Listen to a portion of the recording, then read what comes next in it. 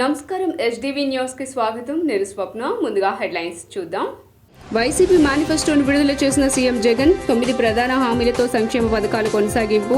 ఎన్నికల మేనిఫెస్టోలో ఒక్క పథకాన్ని కూడా అమలు చేయలేదని విమర్శించిన సీఎం. బోండా ఉమా ఎన్నికల అఫిడవిట్ తప్పుల తడక అన్న ఎమ్మెల్యే వెల్లంపల్లి శ్రీనివాస్. ఎన్నికల అధికారులు చర్యలు తీసుకొని పక్షంలో కోర్టును ఆశ్రయిస్తామని వెల్లడి. 8వ డివిజన్లో ఎన్నికల ప్రచార కార్యక్రమంలో పాల్గొన్న ఎంపీ కేశినేని నాని, దేవినేని అవినాష్.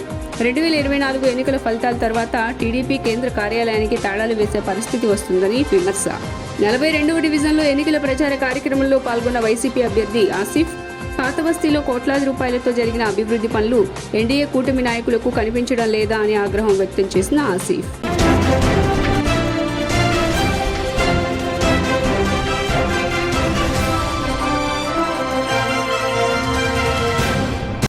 ఇక డీటెయిల్స్ చూస్తే సీఎం జగన్మోహన్ రెడ్డి చేతుల మీదుగా వైఎస్ఆర్సీపీ మేనిఫెస్టోను విడుదల చేశారు. ఎలాంటి సమస్యలు వచ్చినా చిరునవ్వుతో ప్రజలకు తోడుగా ఉన్నామని, ఆఖరికి కోవిడ్ లాంటి కష్టకాలంలోనూ సాకులు చెప్పకుండా సంక్షేమాలు అమలు చేశామని సీఎం జగన్ తెలిపారు. శనివారం ఉదయం తాడేపల్లి వైఎస్ఆర్సీపీ కేంద్ర కార్యాలయంలో వైఎస్ఆర్సీపీ మేనిఫెస్టో 2024ను విడుదల చేశారు.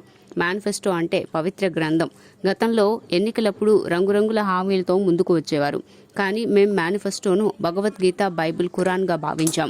గత 5 ఏళ్లలో మేనిఫెస్టోకు ప్రాధాన్యతనిచ్చామన్నారు. ప్రతి ప్రభుత్వ కార్యాలయంలో అధికారి దగ్గర మేనిఫెస్టో ఉంది. రాష్ట్రంలో ప్రతి ఇంటికి మేనిఫెస్టోను పంపించాం.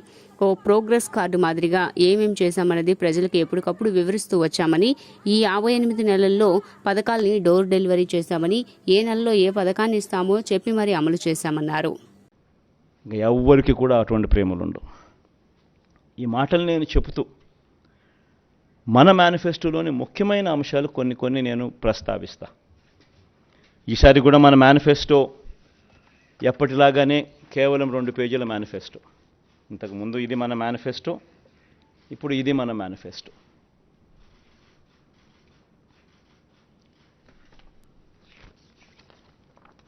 ఈ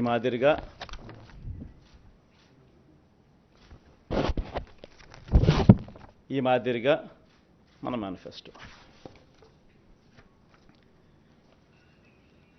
ముఖ్యమైన అంశాలు అదే కాపీ కొంచెం పెద్ద ఆల్ఫబెట్స్లో ఉంటుందని చెప్పి కొంచెం దీంట్లోకి పోతా.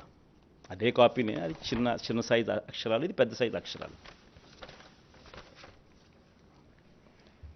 గమనిస్తే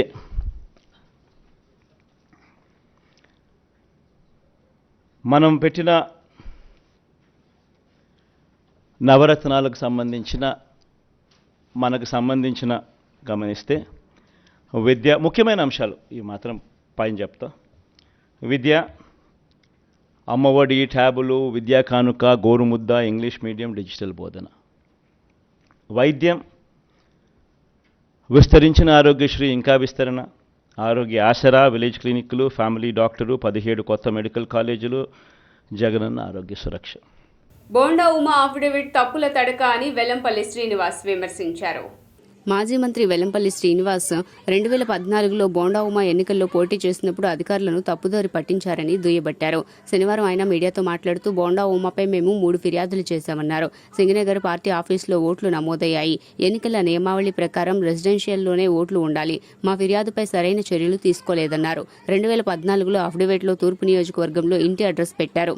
2019 అఫిడవిట్లోనూ తూర్పు నియోజకవర్గంలో ఇంటి అడ్రస్నే పెట్టారు. 2024 అఫిడవిట్లో సింగనగర్ పార్టీ ఆఫీస్ను ఇల్లుగా చూపించాడు. ఆ భవనం ప్లాన్ అప్లై చేసేటప్పుడే టీడీపీ పార్టీ ఆఫీస్ పేరుతో అనుమతులు తీసుకున్నారు. పార్టీ ఆఫీస్లో ఆయన ఎలా నివాసం ఉంటారు? పార్టీ ఆఫీస్లో ఓట్లు ఎలా నమోదు చేస్తారు అంటూ వెల్లంపల్లి ప్రశ్నించారు. బెదిరిస్తున్నారు. మేము భారతీయ జనతా పార్టీతో పొత్తులో ఉన్నాం, మీరు జాగ్రత్తగా ఉండండి చెప్పని అధికారులు బెదిరిస్తున్నారు. అధికారులు కూడా నిష్పక్షపాతంగా పనిచేయాల్సిన అవసరం ఉంది. అధికారులందరూ కూడా నిష్పక్షపాతంగా పనిచేయాల్సిన అవసరం ఉంది. రేపు జూన్ 4వ తారీఖు మేము వచ్చేస్తున్నామని చెప్పి వాళ్ళు బెదిరించడం అనేది సరైన పద్ధతి కాదు. దాని మీద మేము ఆల్రెడీ పదే ఎన్నికల కమిషన్ చెప్తున్నా కూడా వాళ్ళ మీద చర్యలు తీసుకోవట్లేదు. జూన్ 4వ తారీఖు మేము వస్తామని చంద్రబాబు చెప్తున్నాడు, ఈ బోండమ్మ చెప్తున్నాడు. 4లో ఇద్దరికి కలిపి 16 కోట్లుంటే 2024 కోట్లు వచ్చేప్పటికి 55 కోట్లు పెరిగినాయి. ఆస్తుల విలువ మాత్రం బాగా పెరిగినాయి. కానీ ప్రభుత్వానికి డబ్బులు ఎక్కడుతున్నాడు అతను ఓటింగ్ తాలూకా కాగితాలు కూడా ఇవన్నీ ఎవిడెన్సు ప్రతిదీ ప్రభుత్వ ఎవిడెన్స్తోనే మేము సబ్మిట్ చేశాము. ఇది మా కల్పితాలు కావు. పార్టీ ఆఫీసులో ఓట్లు ఉంటాయా? ఇప్పుడు ఎన్నికల కమిషన్ కూడా మేము ఇది పార్టీ ఆఫీస్ కింద పర్మిషన్ పెట్టుకున్నాం. అలాగే ఇప్పుడు ఉంటున్న అది కూడా ఆఫీస్ కింద ఆయన పర్మిషన్ తీసుకున్నాడు. అందులో ఓట్లు రాయొచ్చా? ఓట్లు ఉండొచ్చా? పార్టీ ఆఫీసులో ఓట్లు ఉండే అవకాశం ఉందా? పెట్టినప్పుడు వెళ్తాడా? వెళ్ళడు. వెళ్ళకుండా మా ప్రచారాన్ని అడ్డుకోవడానికి మాత్రం ప్రయత్నం చేస్తున్నాడు. దీని మీద కూడా మళ్ళీ ఎన్నికల కమిషన్కి సీరియస్గా మళ్ళీ ఒకసారి కంప్లైంట్ చేశాం. ప్రూఫ్లతో సహా ఇస్తాం. బోండోమ్ అనే వ్యక్తి ఓటమి భయం పడింది అతనికి. ఓడిపోతాడని పూర్తిగా తెలుసు అతనికి. అందుకే ఇటువంటి నీచ రాజకీయాలకి పాల్పడ్డాడు. తప్పకుండా బోండోమాన్ని ఓడించి తీరుతాం. మేమందరం కలిసి బోండోమాన్ని ఓడించి వాళ్ళకే పరిమితి లేకపోతే దాంట్లో నిజాలు ఎంత ఉన్నాయనేటువంటిది కూడా మనం ఒకసారి గమనించుకోవాలి. ఏదైతే ఎన్నికల దాఖలు చేసినటువంటి కాగితాలు ప్రతి ఒక్క దానిలో కూడా తప్పులు తడకలే తప్ప ఆయన జెన్యుటీ అనేటువంటిది ఎక్కడా కూడా కనిపించట్లా. ఇలా తప్పుడు తడకలతో ఉన్నటువంటి వ్యక్తిని సెంట్రల్ నియోజకవర్గ ప్రజలు ఎలా ఆశీర్వదిస్తారని నేను అడుగుతా ఉన్నా. ఎందుకంటే రాజకీయ జీవితం మొత్తం కూడా తప్పుడు తడకలే.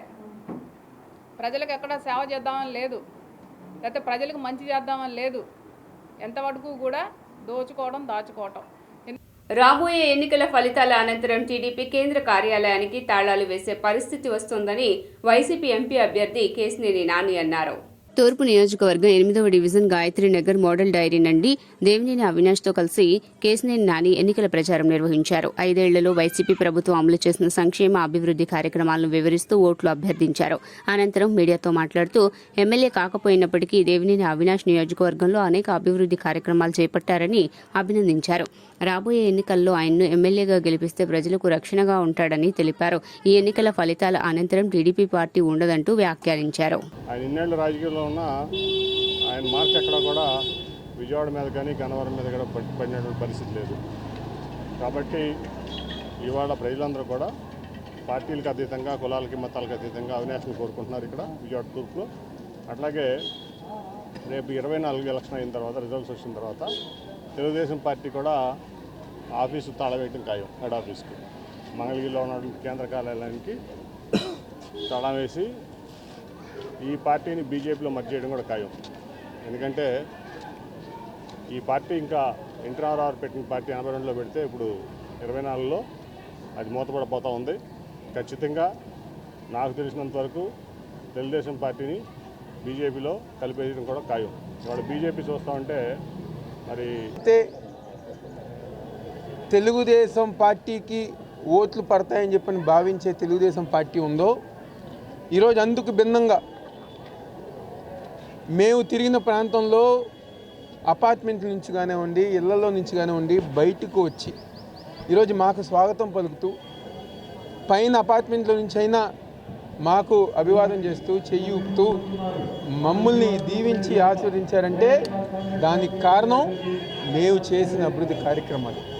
ఇదే గాయత్రి నగర్లో దాదాపుగా 5-6 రోజులుంటే 4 రోజులు ఈరోజు జగన్మోహన్ రెడ్డి గారు ఒక నాయకత్వంలో శంకుస్థాపన చేసి పూర్తి చేసింది వైఎస్ఆర్ కాంగ్రెస్ పార్టీ జగన్మోహన్ రెడ్డి గారు ఒక నాయకత్వం. ఈరోజు మేము ఎక్కడగారా మాకు ఓటు వేస్తారనో ఓటు వేయరని మేము ఎక్కడగారు చూడలేదు. మా పార్టీ అన్నో మా పార్టీ కాదనో మేము ఎక్కడగారు చూడలేదు. ఎక్కడైతే ప్రజానికానికి ఒక నమ్మకం కల్పించి మౌలిక సదుపాయాలు తెలియజేయటం, ఎదురొచ్చి మరి రిసీవ్ చేసుకోవటం మరి చాలా సంతోషకరం. మరి దరిదాపులు 16 సంవత్సరాల నుంచి మా తండ్రి గారి పేరున రాజకీయాలకు అతీతంగా సేవ చేస్తున్న నన్ను వ్యక్తిగతంగా అవినాష్ గారు నాకు తప్పనిసరిగా నువ్వు ఇక్కడ ఉండాలని పిలిపియటం, మరి నేను అత్యంతగా అభిమానించే నాయకులు దేవినేని రాజశేఖర్ నెహ్రూ గారు. పాత బస్తీలో కోట్లాది రూపాయలతో జరిగిన అభివృద్ధి పనులు ఎన్డీఏ కూటమి నాయకులకు కనిపించడం లేదని వైసీపీ అభ్యర్థి షేక్ ఆసిఫ్ విమర్శించారు. 42వ డివిజన్లో వైసీపీ వెస్ట్ నియోజకవర్గ అభ్యర్థి షేక్ ఆసిఫ్ స్థానిక కార్పొరేటర్ చైతన్యరెడ్డితో కలిసి ఎన్నికల ప్రచార కార్యక్రమాన్ని నిర్వహించారు. పాత బస్తీలో జరిగిన అభివృద్ధి వలస నేతలకు కనిపించకపోవటం వింతగా ఉందన్నారు. పనులు చేయకుండా ఈ నేతలు ప్రజలను ఏ విధంగా ఓట్లు అడుగుతారని ఆయన ప్రశ్నించారు. కేంద్ర మంత్రిగా, రాజ్యసభ సభ్యునిగా విజయవాడ నగరానికి ఏం చేశారో చెప్పాలని ఆయన డిమాండ్ చేశారు. పుస్తకాలు ఇచ్చాడని చెప్పి చెప్తున్నారు. ఏ రోజైనా చంద్రబాబు నాయుడు ఈ మాయ కూటమి ఎప్పుడైనా ఎవరికైనా ఆదుకుందా? ఈరోజు వచ్చేసి ఏదో ఏసీ ఫ్లైట్లో తిరిగి ఏసీ కారుల్లో తిరిగి ఈరోజు ఇక్కడికి వచ్చేసి మేమంతా ఆదుకుంటాం, ఇక్కడ సింగపూర్ చేసేస్తాం, జపాన్ చేసేస్తాం, ఇలాంటి గ్రాఫిక్స్ అన్ని చంద్రబాబు నాయుడు అమరావతిలో చాలా చూపించాడు. నీరు గారిపోయి రాజధానిలు కట్టేసి, అలాగే పోలవరం పేరుతో కోట్లాది రూపాయలు దుర్వినియోగం చేసుకున్నాడు, వేలాది కోట్ల రూపాయలు. ఇది నేను చెప్పడం కాదు, పోలవరాన్ని ఏటీఎం లాగా వాడుకున్నాడని చెప్పి మోడీ గారు చెప్పారు. వీళ్ళ ప్రజల్ని బాగు చేసేది. జగనన్న సంక్షేమ పథకాలు ఇస్తుంటే శ్రీలంక అయిపోద్ది అన్నారు. మళ్ళీ ఇప్పుడు వచ్చేసి మేము కూడా ఇస్తాం పథకాలని చెప్తున్నారు. అంటే జగనన్న ఇస్తే శ్రీలంకను, వీళ్ళు ఇస్తే సింగపూర్ అయిపోద్దా? కావాలని చెప్పేసి ప్రజల్ని పక్కదోవ పట్టించేసి, మా దగ్గర బ్యాంకులతో దోచుకున్న డబ్బు ఉంది, ప్రజల్ని పిండి తీసుకున్న డబ్బు ఉంది, ఆ డబ్బుతో మేము ఏమైనా చేస్తాం, ఆ డబ్బుతో మేము ఓట్లు కొనేసి ఏదైనా చేస్తాం, బంగారం, వెండి, డబ్బు ఏదైనా వెదజల్లుతాం. మీరు కావాలని చెప్పేసి ఇక్కడ ప్రజల్లో అలజడులు సృష్టించి, ల్యాండ్ ఆర్డర్ని ఉల్లంఘించి, ఇక్కడ బీజేపీ వచ్చేసి ముస్లిమ్స్కేమో ఒక విధంగా మనోవేదన పెడుతున్నారు. 4% రిజర్వేషన్ క్యాన్సిల్ చేస్తాం. స్వర్గీయ రాజశేఖర రెడ్డి గారు ముస్లిం సోదరులకు ఇచ్చిన 4% రిజర్వేషన్ని వీళ్ళు క్యాన్సిల్ చేస్తారంట. విజయవాడ నగరానికి రాజధాని కావాలంటే ఎన్డీఏ కూటమిని గెలిపించాలని గద్దె రామ్మోహన్ వ్యాఖ్యానించారు. మరోసారి జగన్ గెలిస్తే విశాఖకు రాజధాని తరలిస్తామంటూ ముఖ్యమంత్రి స్వయంగా ప్రకటిస్తున్నారని ప్రజలు ఆలోచించుకోవాలన్నారు. ఎన్నికల ప్రచారంలో భాగంగా 5వ డివిజన్ ఆరుల్ నగర్ గంట అపార్ట్మెంట్ నుండి పర్యటించిన గద్దె ఇంటింటికి వెళ్లి ఓట్లను అభ్యర్థించారు. నారా చంద్రబాబు నాయుడు గారు విభజించబడిన ఈ రాష్ట్రానికి విజయవాడ నగరం రాజధాని అని చెప్పారు. 5 సంవత్సరాల్లో శక్తి వంచన లేకుండా అనేకమైన భవనాలు నిర్మాణం చేశారు. ఇవాళ ఆ భవనాల్లోనే ఒక్క గది కూడా ఎక్స్ట్రా కట్టకుండా జగన్మోహన్ రెడ్డి పరిపాలన చేస్తూ ఉన్నారు. పరిపాలన చేస్తూ విజయవాడ నగరంలో రాజధాని ఉండదు, ఇది విశాఖపట్నం తరలిస్తున్నామని చెప్పి అనేక పర్యాయాలు చెప్పి ఎప్పటికప్పుడు ఈ దసరా, ఈ క్రిస్మస్, ఈ రంజాన్ అని చెప్పుకుంటూ ఆయన నాటకాలు ఆడారే తప్ప ఒక్క పని కూడా చేయలేదు.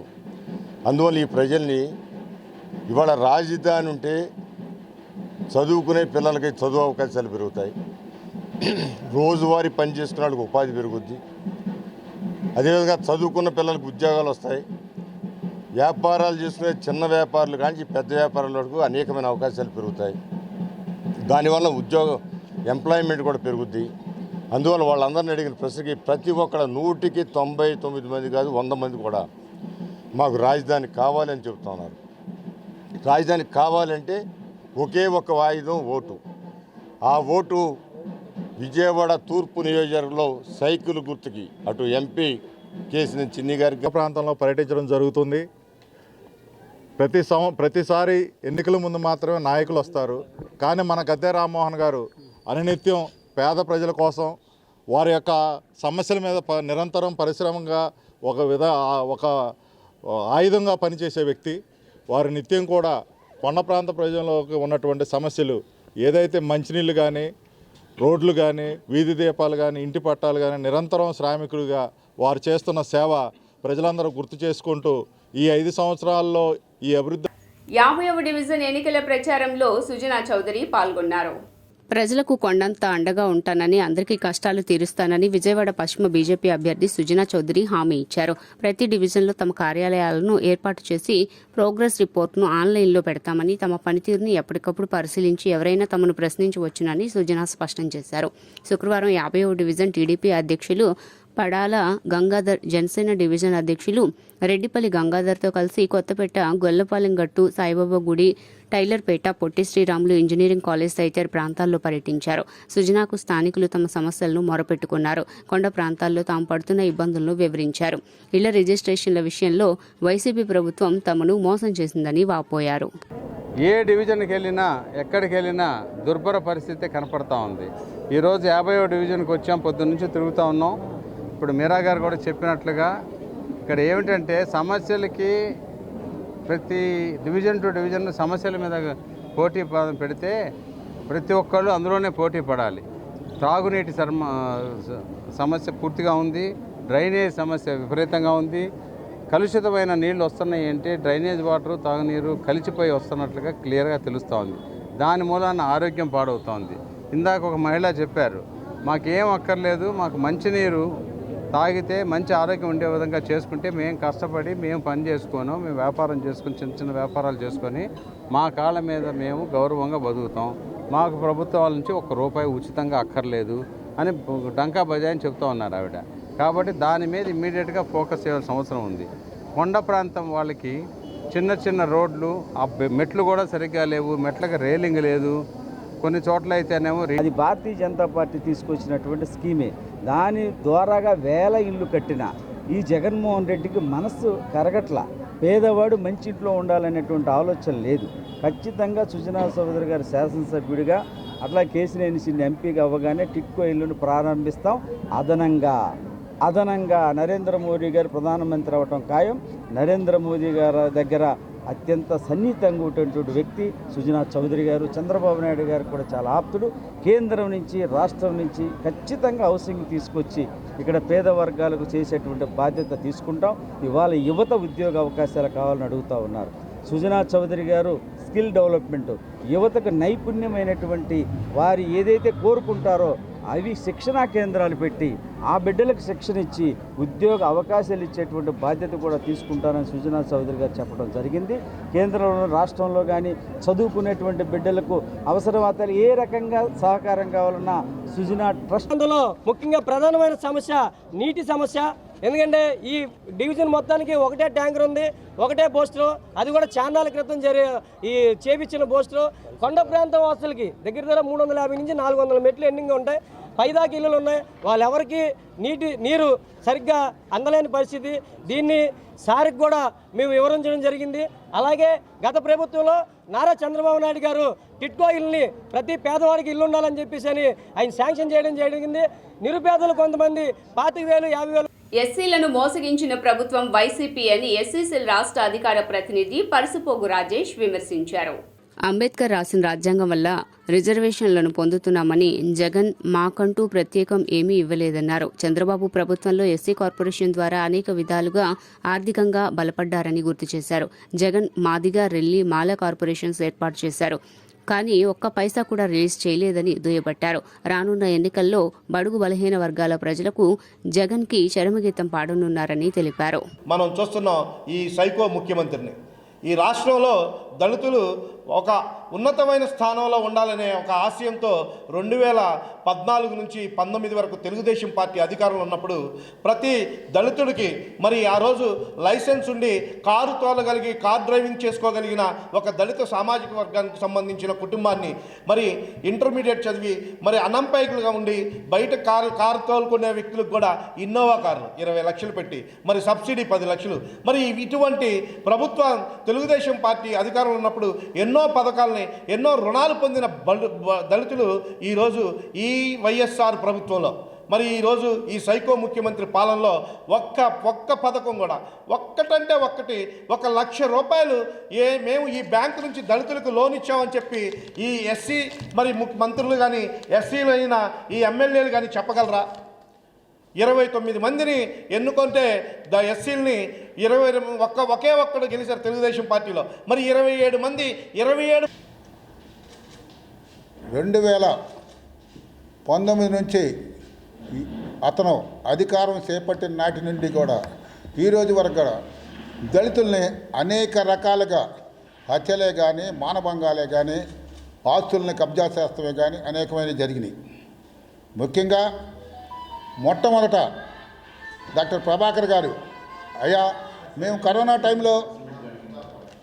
కరోనా టైంలో వర్క్ చేయాలంటే మా పరిస్థితి ఏంటి, మాకు మాస్కులు కావాలని డాక్టర్ ప్రభాకర్ గారిని సుధాకర్ గారిని అన్యాయంగా పిచ్చివాడిని చేసి నడి రోడ్డు మీద బట్టలు ఇప్పేసి కొట్టి అతన్ని పిచ్చివాడిని చేసి అతని సాగుకు కారణమైన ఈ జగన్మోహన్ రెడ్డి నువ్వు కాదా అని మేము ప్రశ్నిస్తున్నాం.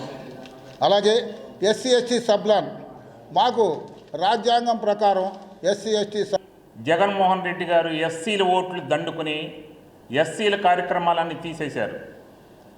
ఎస్సీలు ఇంతకుముందు విదేశీ విద్యని తెలుగుదేశం పార్టీ వచ్చినప్పుడు 2014 నుండి 19 వరకు చంద్రబాబు నాయుడు గారు విదేశీ విద్యని, అంబేద్కర్ విదేశీ విద్యని పెట్టి ఎస్సీ విద్యార్థులందరినీ ఇతర దేశాలకు పంపించి పెద్ద పెద్ద ఉద్యోగాలు చేసిన సందర్భం ఉంది. విజయవాడ 1 టౌన్లో ఇండియా కూటమి అభ్యర్థులు ప్రచారం నిర్వహించారు.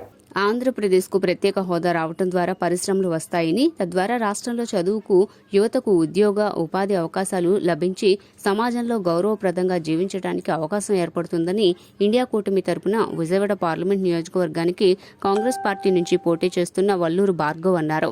విజయవాడ పశ్చిమ నియోజకవర్గంలో సిపిఐ ఎమ్మెల్యే అభ్యర్థి జి కోటేశ్వరరావుతో కలిసి శనివారం ఎన్నికల ప్రచారం చేశారు. ఈ సందర్భంగా ప్రజలను ఉద్దేశించి భార్గవ్ మాట్లాడుతూ ఎవరికి ఓటు వేయాలనే విషయంపై చర్చ జరగాలన్నారు. ఎవరికి గులాంగిరీ చేయకుండా ప్రజలు గౌరవ మర్యాదలతో జీవించేలా పాలన చేసే వారికి అవకాశం కల్పించాలన్నారు. ప్రత్యేక హోదా 10 ఏళ్లు ఇస్తామని చెప్పిన వారిని కేంద్రం మెడలు వంచి హోదా తీసుకువస్తామని వాగ్దానం చేసి వారితో తాము చర్చకు సిద్ధమని అన్నారు. ఇవాళ 54 డివిజన్లో 55-54 పర్యటించడం క్యాంపెయినింగ్ జరుగుతుంది. మేము జనం కూడా మేము చెప్తున్న ప్రత్యేక హోదా ఏదైతే ఇది మాకు కావాల్సిన మర్యాద కానీ అన్నీ రిసీవ్ చేసుకుంటున్నారు. చర్చ జరగాలని కోరుకుంటున్నాము. సిద్ధం చర్చకనే, ఓటు ఎవరికనేది చర్చించాలి. మన హోదా మనకి కావాలి. ఎవరి గులాంగిరీలు మేము చేయలేము. యువతకు ఉద్యోగం రావాలి. మర్యాద దక్కాలంటే ఉద్యోగం ఉండాలి. చదువుకున్న వారికి వారి చదువు ఉపయోగపడాలన్నా కానీ ఉద్యోగాలు ఉండాలి, పరిశ్రమలు రావాలి. అందరూ ఆలోచించి చివరిలో ఉన్నాము, ఆలోచించి ఓటేయాలని అందరినీ. ఎంపీకేమో నాకు భార్గవ్, హస్తం గుర్తుకి కాంగ్రెస్, ఎమ్మెల్యే గారికి ఏమో. పోటీ చేస్తున్నటువంటి అభ్యర్థులలో ఒకరు కేంద్ర ప్రభుత్వం బీజేపీ అభ్యర్థి ఒకవైపున, రాష్ట్ర ప్రభుత్వం వైఎస్ఆర్ కాంగ్రెస్ పార్టీ అభ్యర్థి ఒక ప్రక్కన పోటీ చేస్తూ ఉన్నారు. 54-55 డివిజన్ ప్రజానికానికి అందరికి కూడా విజ్ఞప్తి చేసేది, వారు ప్రచార నిమిత్తం వచ్చేటటువంటి సందర్భంలో ఆంధ్ర రాష్ట్రానికి రాజధాని ఏదని చెప్పి ప్రశ్నించండి. అలాగే మీరు ప్రత్యేక హోదా ఇస్తామన్నారు, ఎందుకు ఇవ్వలేదు అని చెప్పి ఆ బీజేపీ వారిని అడగండి. ఇవ్వనటువంటి బీజేపీని ఈ రాష్ట్రంలో అధికారంలో ఉన్నటువంటి వైఎస్ఆర్ కాంగ్రెస్ పార్టీ కనీసం ప్రశ్నించకుండా ఈ రాష్ట్రాన్ని ఆర్థికంగా కుదేలు చేసినటువంటి కేంద్ర బీజేపీ, రాష్ట్ర వైఎస్ఆర్ కాంగ్రెస్ పార్టీలని ఓడించమని చెప్పి ఇండియా కూటమి తరపున ప్రజానికానికి అందరికి కూడా విజ్ఞప్తి చేస్తూ ఉన్నాం. ఈ రోజున సంపన్నులు ఒక ప్రక్కన, సామాన్యులు ఒక ప్రక్కన డబ్బుతోటి. బీసీలందరూ సీఎం జగన్ కు అండగా ఉండాలని బీసీ సంక్షేమ సంఘం రాష్ట్ర ఇన్ఛార్జ్ బోను దుర్గా నరేష్ అన్నారు. జాతీయ బీసీ సంక్షేమ సంఘం రాష్ట్ర ఇన్ఛార్జ్ బోను దుర్గా నరేష్ వైఎస్ఆర్సీపీ రాష్ట్ర బీసీ సెల్ ప్రధాన కార్యదర్శిగా నియమితులయ్యారు. ఈ సందర్భంగా ఎన్టీఆర్ జిల్లా యువజన విభాగం అధ్యక్షులు రంగు విక్రమ్ ఆధ్వర్యంలో నరేష్ ని శాలువాలు కప్పి ఘనంగా సత్కరించారు. ఈ సందర్భంగా నరేష్ మాట్లాడుతూ బీసీల కోసం గత 50 సంవత్సరాలుగా ఎన్నో ఉద్యమాలు చేసిన రాజ్యసభ సభ్యులు ఆర్ కృష్ణయ్య సూచనలతో అనేక కార్యక్రమాలు నిర్వహించిన తనను వైసీపీ రాష్ట్ర బీసీ ప్రధాన కార్యదర్శిగా నియమించడం సంతోషంగా ఉందన్నారు. దుర్గా నరేష్ యాదవ్, జాతీయ బీసీ సంక్షేమ సంఘం స్టేట్ ఇన్ఛార్జిగా ఉన్నాను. ఇవాళ మా ఆర్ కృష్ణయ్య గారు, మా బీసీల ఆరాధ్య దైవం అటువంటి ఆర్ కృష్ణయ్య గారు బీసీల కోసం దాదాపు 50 సంవత్సరాలుగా ఎన్నో ఉద్యమాలు చేశారు. బీసీలకి 50% రిజర్వేషన్స్ కావాలని.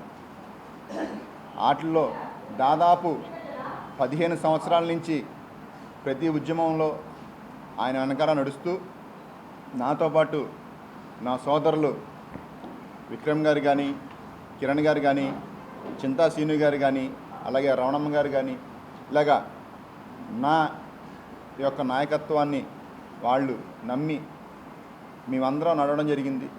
ఢిల్లీలో అనేక మార్లు ధర్నా కార్యక్రమాల్లో పాల్గొనడం జరిగింది. అలా ఎన్నో ఉద్యమాలు చేయడం జరిగింది. ఏ రోజు ఏ పార్టీకి కొమ్ము కాసింది లేదు. ఏ రోజు ఏ పార్టీకి మేము మరి ఆర్ కృష్ణ గారి ఆధ్వర్యంలో బీసీ సంక్షేమం తరఫున కార్యక్రమాలు చేయాలంటే మన ఏపీలో ముఖ్యంగా బోను దుర్గా నరేష్ అనే ఒక డైనమిక్ హీరో ఉండటం వల్ల ఆర్ కృష్ణ గారికి బీసీలందరినీ కూడా ఒక తాటిపైకి తీసుకొచ్చి, ఆర్ కృష్ణ గారు రావటం అంటే ఇక్కడ ఒక కోలాహలమైన ఇలాంటి మీటింగులు పెడతాం కానీ, జన సమీకరణ కానీ, ఉద్యమాల్లో ఎన్నో ఉద్యమాల్లో పాల్గొని గత 15 సంవత్సరాల నుంచి కూడా మేము కూడా ఆయన వెంటే ఉంటున్నాం మేము ప్రతి దాంట్లో కూడా. అయితే అలాంటి ఆర్ కృష్ణయ్య గారికి సేవలు గుర్తించి జగన్మోహన్ రెడ్డి గారు రాజ్యసభకి ఆయన్ని సీటుకి ఇచ్చి ఆయన్ని పంపించడం మాకు చాలా ఆనందకరంగా ఉంది. అలాగే మా సేవలు కూడా గుర్తించి బీసీ సంఘం తరపున సేవలు కూడా గుర్తించి మాకు ఇక్కడ వెల్లంపల్లి శ్రీనివాస్ గారు, మా సెంట్రల్ అభ్యర్థి అయినటువంటి వెల్లంపల్లి శ్రీనివాస్ గారు, మా బోను దుర్గా నరేష్ గారి సేవలను గుర్తించి 10 రోజుల్లోనే అతనికి. నేను జాతీయ బీసీ సంక్షేమ సంఘం ఎన్టీఆర్ జిల్లా యువజన అధ్యక్షుడిగా చేస్తున్నాను. నేను ఈ జాతీయ బీసీ సంక్షేమ సంఘంలోకి వచ్చి ఒక 5 నుంచి 6 సంవత్సరాలు అవుతుంది. అప్పటి నుంచి కూడా బోను దుర్గా నరేష్ గారు మా వెంటుండి మమ్మల్ని ముందుకి నడిపించడం రాజకీయంగా. విశ్వబ్రాహ్మణ స్వర్ణకార సంఘానికి అధికార ప్రతినిధి, విజయవాడ బీసీ సంక్షేమ సంఘం కూడా యోజన అధ్యక్షుడిగా ఉన్నాను. మరి ఈ బీసీ సంక్షేమ సంఘం అంటే మన విజయవాడలో గుర్తొచ్చేది ఏంటంటే బోను దుర్గా నరేష్ గారు. ఎందుకంటే మేము ఆయనతో సుదీర్ఘంగా బాగా ప్రయాణం చేసాం. ఆయన మీటింగ్ పెట్టాలంటే ముందు ఆయనే ఉంటారు విజయవాడలో. 31వ డివిజన్లో ఎమ్మెల్యే మల్లాది విష్ణు ఎన్నికల ప్రచారాన్ని నిర్వహించారు.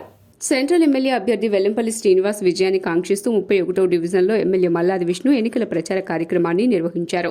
వైసీపీ ప్రభుత్వం అమలు చేసిన సంక్షేమ పథకాలను ప్రజలకు వివరించి ఎన్నికల్లో వెల్లంపల్లి శ్రీనివాస్ అఖండ మెజారిటీతో గెలిపించాలని ఆయన ప్రజలను కోరారు. ప్రతి డివిజన్లోనూ ప్రతి కార్యకర్త మనం చేసినటువంటి అభివృద్ధిని ఈ రాబోయే 10-15 రోజులు కూడా సోషల్ మీడియా వేదిక ద్వారా, ఎందుకంటే మనం తిరిగితే ఒక 100 ఇళ్ళు తిరగగలుగుతాం, లేకపోతే 200 ఇళ్ళు తిరగగలుగుతాం. మీరు పార్టీకి తిరుగుతూనే మీ ఇంట్లో కూర్చుని, ఆఫీసులో కూర్చుని సోషల్ మీడియా ద్వారా మనం చేసినటువంటి పనులన్నీ కూడా విస్తృతమైనటువంటి ప్రచారం చేయాలి. ఎందుకంటే చంద్రబాబు నాయుడు దుష్ప్రచారం చేస్తా ఉన్నాడు మన మీద, జగన్మోహన్ రెడ్డి గారి మీద, ప్రభుత్వం మీద, అభ్యర్థుల మీద. ఎల్లో మీడియాలో వస్తుంది, మీటింగులు పెట్టి చెప్తున్నారు. సోషల్ మీడియా వేదిక ద్వారా అనేక రకాల పాటలు కానీ లేకపోతే కించపరిచే విధంగా మాటలు కానీ ఇవన్నీ కూడా సోషల్ మీడియా ద్వారా చేస్తున్నారు. దానికి ధీటుగా వైఎస్ఆర్ కాంగ్రెస్ పార్టీ అభివృద్ధి పదాన 5 సంవత్సరాల్లో ఏ విధంగా నడిచింది. ఉదాహరణకి ఈ డివిజన్లో ఎంతమందికి పెన్షన్లు ఇచ్చాం, 3,000 రూపాయలు చొప్పున. గతంలో అసలు ఉండేవి కావు.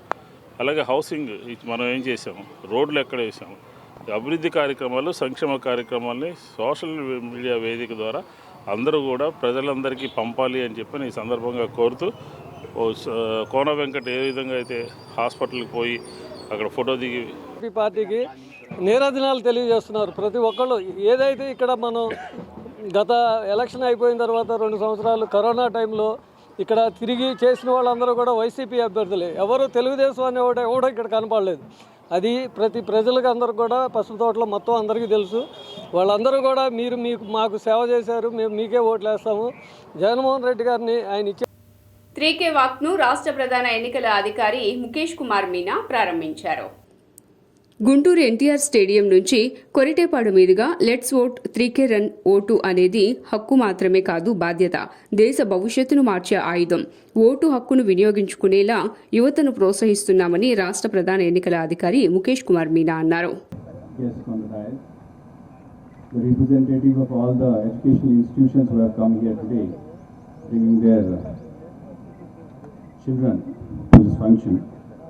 A very warm welcome and good morning to all of you on behalf of the state administration, the CEO office. As we all know that voting is not just a right, it is a responsibility, it is an opportunity, it's a commitment and its power, duty towards our nation, power to change or influence the existing dispensation, the responsibility. ఒకప్పటి వరకు కొన్ని ప్రాంతాల్లో తెలియదు, awareness లేకపోవడం వల్ల ఈ value లేదు. So ఎట్లాగా దీని అవేర్నెస్ తీసుకురావాలన్నటువంటి ఒక ఛాలెంజ్ ఉండేది. ఈరోజు ఎలక్షన్ కమిషన్ ఎప్పటికప్పుడు చేపడుతున్నటువంటి కార్యక్రమాల వల్ల నాకు తెలిసి అట్లీస్ట్ గుంటూరు జిల్లాల వరకు అయితే తప్పనిసరిగా మనందరికీ అవగాహన ఉంది. అయినప్పటికీ కూడా మొట్టమొదటిగా యూత్లో కొంత ఈ నమోదు చేసుకోవడంలో కానీ నమోదు చేసుకున్న ఓటర్లు ఓటు వినియోగించుకోవడంలో కానీ కొంత నిర్లిప్తత, కొంత జాప్యం ఉంది. సో ఇది మొట్టమొదటి ఛాలెంజ్.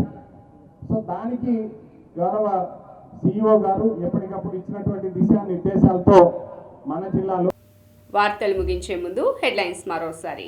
వైసీపీ మేనిఫెస్టోను విడుదల చేసిన సీఎం జగన్ 9 ప్రధాన హామీలతో సంక్షేమ పథకాలు కొనసాగింపు. ఎన్నికల మేనిఫెస్టోలో ఒక్క పథకాన్ని కూడా అమలు చేయలేదని విమర్శించిన సీఎం. బోండా ఉమా ఎన్నికల అఫిడవిట్ తప్పుల తడక అన్న ఎమ్మెల్యే వెల్లంపల్లి శ్రీనివాస్. ఎన్నికల అధికారులు చర్యలు తీసుకుని పక్షంలో కోర్టును ఆశ్రయిస్తామని వెల్లడి. 8వ డివిజన్లో ఎన్నికల ప్రచార కార్యక్రమంలో పాల్గొన్న ఎంపీ కేశినేని నాని, దేవినేని అవినాష్. 2024 ఎన్నికల ఫలితాల తర్వాత టీడీపీ కేంద్ర కార్యాలయానికి తాళాలు వేసే పరిస్థితి వస్తుందని విమర్శ. 42వ డివిజన్లో ఎన్నికల ప్రచార కార్యక్రమంలో పాల్గొన్న వైసీపీ అభ్యర్థి ఆసిఫ్. పాత బస్తీలో కోట్లాది రూపాయలతో జరిగిన అభివృద్ధి పనులు ఎన్డీఏ కూటమి నాయకులకు కనిపించడం లేదా అని ఆగ్రహం వ్యక్తం చేసిన ఆసిఫ్. ఎస్డీవీ న్యూస్ ఇంతటితో సమాప్తం. తిరిగి వార్తల్లో మళ్ళీ కలుద్దాం. అంతవరకు సెలవు. నమస్కారం.